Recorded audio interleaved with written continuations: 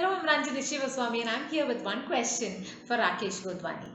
Rakesh has done something that so many people would wish they could do. He quit his corporate job to do all those things that he loves doing.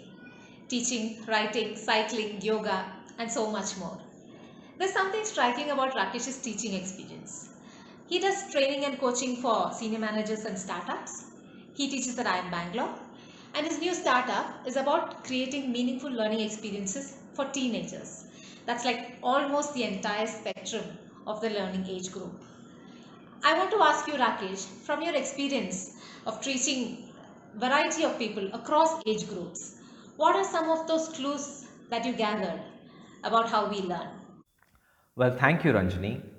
After spending the last 2 decades teaching all kinds of people from 50, 55-year-old CXOs to 12, 13-year-old teenagers, and after making ton of mistakes, I'm convinced that there are 4 clues that are essential to how we learn. The first one is when a teacher creates an environment of trust and respect, learning goes up. I think the learners have to feel that this teacher will not judge me, not make fun of me. This environment is okay to sit down and ask questions. And once they reach that level and they feel needed in the classroom, the learning is significantly high. The second thing I've learned is that earlier I used to go with 20 concepts and vomit them in the classroom. And I think that is so overwhelming for the learner. What I then started to do was pick only 2 concepts and focus only on that and make sure that they are well discussed, well evaluated, and the classroom discusses on that. And the remaining 18, I would give them resources to read themselves, and the learning used to go significantly higher.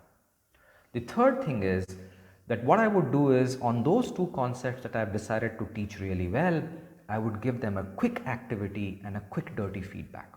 And the moment the learners would see that, oh wow, I can do this, I can learn, I think they start working on the feedback.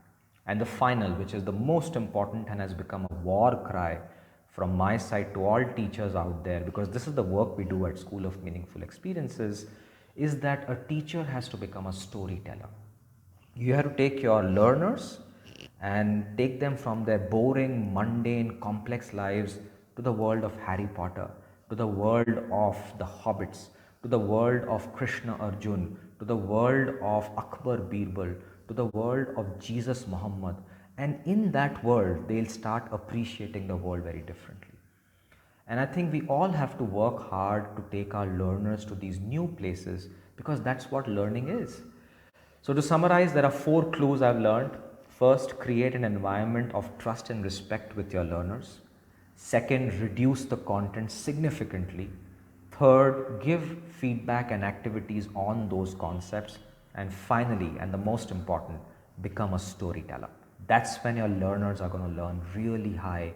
And I think your job as a teacher will be well defined.